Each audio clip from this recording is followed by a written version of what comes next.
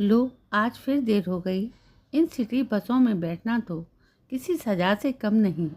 ज़्यादा सवारियां बिठाने के चक्कर में खड़ी हुई तो बस खड़ी ही रहेगी। बस में बैठी दूसरी सवारियों का जो समय बर्बाद होता है, उससे इन्हें क्या। इन्हें तो बस पैसों से मतलब है। रीता मन ही मन बड़बड़ाती हुई जैसे तैसे घर पहुंची। अब कपड़े बदल ही रही थी कि पीछे से रमेश ने चिल्लाना शुरू कर दिया। अरे तुम आ गई, चलो अब ज़रा जल्दी से एक कप चाय बना दो। आज तो बहुत थक गया हूँ। ऑफिस में कुछ ज़्यादा ही काम था आज। रीता झुंझला पड़ी। आप थक गए हैं तो मैं कौन सा आराम करके चली आ रही हूँ। मैं भी तो थक हार के ही आई हूँ ऑफिस से। अभी कपड़े भी नहीं बदले हैं। आज ज़रा आप ही चाय बना लीजिए, तब तक मैं भी फ्रेश हो जाती हूँ। रमेश ने भी शब्द बाण चलाए। तुमसे तो कुछ बोलना ही बेकार है। थक कर आई हो तो आराम से सो जाओ ना। मैं बाहर जाकर चाय पी लूँगा। रमेश का शब्द बाण रीता के दिल को छलनी कर गया। आज वो सह नहीं पाई। वो भी गुस्से में बड़बड़ाने लगी। हाँ हाँ जाओ, चाय ही क्यों, पूरा खाना भी खाकर आना। वैसे भी मेरी हिम्मत नहीं है खाना बनाने की। आखिर मैं भी तो थक जग कर आती हूँ। इंसान हूँ मैं, कोई मशीन नहीं जो घर में काम करूँ, ऑफिस में भी काम करूँ, फिर भी ना थकूँ। अगर तुम थकते हो तो मैं भी तो थकती हूँ। तभी मेरी भी परवाह कर लिया करो। की है तुमने? अरे तो एहसान किए जता रही हो। मत करो नौकरी। किसने कहा है नौकरी करने को? इतना सज धज कर जाती हो, गुलछर्रे ही तो उड़ाती होगी। घर का काम तो होता नहीं है, चली है बाहर नौकरी करने। अरे मुझे सब पता है तुम कौन सी नौकरी करने जाती हो। अपनी जुबान को लगाम दो। इस महंगाई में तुम्हारी 5,000 रुपए की नौकरी से अगर घर चल जाता ना, तो मुझे कोई शौक़ नहीं है कि बसों में धक्के खाती फिरूं और ऑफिस में बॉस की डांट सुनूं। मजबूरी में मुझे नौकरी करनी पड़ रही है, पर तुम ये सब क्या समझो। रमेश पैर पटकता हुआ बाहर निकल गया चाय पीने, और रीता बैठ गई आंसू बहाने। रोज रोज के झगड़ों से वो तंग आ गई थी। करे भी तो क्या, उसे कुछ समझ में नहीं आ रहा था। मम्मी मम्मी जल्दी से कुछ खाने को दो, बहुत भूख लगी है। ट्यूशन से लौटकर बस्ता पटकते हुए पिंकी ने सैंडविच बनाने का फरमान जारी कर दिया। उस बेचारी को क्या पता कि मम्मी पापा के बीच क्या हुआ। अपनी प्यारी बिटिया रिंकी का चेहरा देखकर रीता को कुछ तसल्ली हुई। उसका क्रोध भी कुछ ठंडा पड़ चुका था अब तक। हाँ बेटा, जल्दी से मुंह हाथ धोकर आओ, तब तक मैं तैयारी करती हूँ। रीता ने अपने चेहरे का भाव छिपाया और लग गई काम में। वो नहीं चाहती थी कि पति पत्नी के बीच के तनाव का कोई बुरा असर उसकी बेटी के कोमल मन पर पड़े। ये बेटी ही तो वो सहारा है जिसके कारण रीता अब तक सब कुछ सहती आई है। रिंकी बेटा, आपका नाश्ता तैयार है, जल्दी आओ। आई मम्मी। रिंकी बोलते हुए बाहर आकर बैठ गई और बोली, मम्मी आप भी मेरे साथ खाइए ना। नहीं बेटा, आप खाओ, मुझे अभी भूख नहीं। रिंकी 7 साल की हो चुकी थी। मम्मी पापा के बीच तकरार की बातें काफ़ी कुछ समझ में आने लगी थी उसे। मम्मी, आज फिर पापा ने आपसे लड़ाई की? नहीं बेटा, नहीं तो नहीं मम्मी, मुझे सब पता है। जब पापा आपसे लड़ते हैं तब आपको बहुत गुस्सा आता है और तभी आप खाना भी नहीं खाती हैं।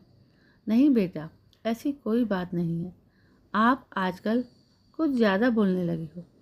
चलो चुपचाप खाओ और अपना होमवर्क करो। रिंकी खामोश हो गई। होमवर्क करने में उसका बिल्कुल मन नहीं लग रहा था। वो समझ गई थी कि आज भी मम्मी पापा के बीच झगड़ा हुआ है। तभी कॉल बेल बज उठी। शायद पापा आ गए। वो दौड़कर पापा के पास पहुंची। पापा पापा। रमेश उसे धक्का देते हुए अंदर चला गया। शराब के नशे में चूर था। वो सहम कर चुपचाप अपने कमरे में चली गई। अचानक मम्मी पापा के ज़ोर ज़ोर से लड़ने की आवाज़ें आने लगीं। रीता व रमेश दोनों एक दूसरे पर आरोप प्रत्यारोप लगा रहे थे। रमेश हमेशा रीता पर बेवजह शक करता था। रीता का नौकरी करना उसे बिल्कुल पसंद नहीं है। तुम्हें नौकरी छोड़नी होगी। मैं नौकरी नहीं छोड़ूंगी। तुम्हारी 5,000 रुपये की तनख्वाह से घर नहीं चल सकता। महंगाई किस कदर बढ़ गई है कुछ खबर है तुम्हें? बेटी बड़ी हो रही है। 5,000 रुपये में तो उसकी फीस भी नहीं होगी पड़ती। खाओगी क्या? पहले खुद कमाओ फिर मेरी नौकरी छुड़वाना। बदतमीज नालायक जुबान लड़ाती है। तड़ाक तड़ाक रमेश का जोरदार तमाचा उसके गाल पर पड़ा और वो वहीं धड़ाम से गिर पड़ी। दर्द से झटपटाती रीता के आंसू थमने का नाम ही नहीं ले रहे हैं। वो बस रोए जा रही है। अपनी फूटी किस्मत को कोसे जा रही है। बिना किसी कसूर के वो ऐसे ही पिछले 8 सालों से पति की जाति का शिकार बनती आई है। इधर रिंकी डरी सहमी अपने कमरे में बैठी रही। मम्मी पापा के झगड़े से आज वो बहुत डर गई है। अभी भी उसे पापा के लड़ने और मम्मी के रोने की आवाज़ आ रही है। उसके बाल मन में विचार आया कि पड़ोस में रहने वाले अंकल को इसकी खबर दी जाए ताकि वे आकर उनके मम्मी पापा को समझाकर झगड़ा खत्म करवा सकें। पहले भी तो वे कई बार मम्मी पापा के झगड़े का निपटारा कर चुके हैं। रिंकी को यह भी ध्यान न रहा कि रात के 11 बज रहे हैं। उसे बाहर जाना चाहिए या नहीं। बस घर का दरवाज़ा खोला और तेज़ी से सड़क की ओर भागी। अचानक ही दौड़कर सड़क पर आ जाने से सामने से आ रहा ट्रक अनियंत्रित होकर उसे ठोकर मारता हुआ निकल गया। रिंकी ट्रक की चपेट में आने से तो बच गई, पर गंभीर रूप से घायल हो गई थी। सिर से काफ़ी खून बह रहा था। सड़क से गुजर रहे लोगों ने उसे अस्पताल पहुंचाया। अंदर लड़ाई झगड़े में व्यस्त रीता व रमेश को खबर ही नहीं कि बाहर क्या कुछ हो गया था।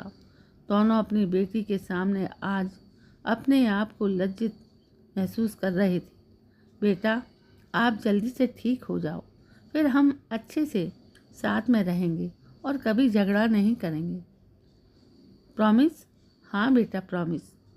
आज रिंकी की जो हालत हुई वो रीता और रमेश के आपसी तनाव और झगड़े की वजह से हुई। उन्हें अपनी इस गलती का एहसास हो गया है कि उनके आपसी बर्ताव का उनकी बच्ची पर कितना बुरा असर पड़ रहा है।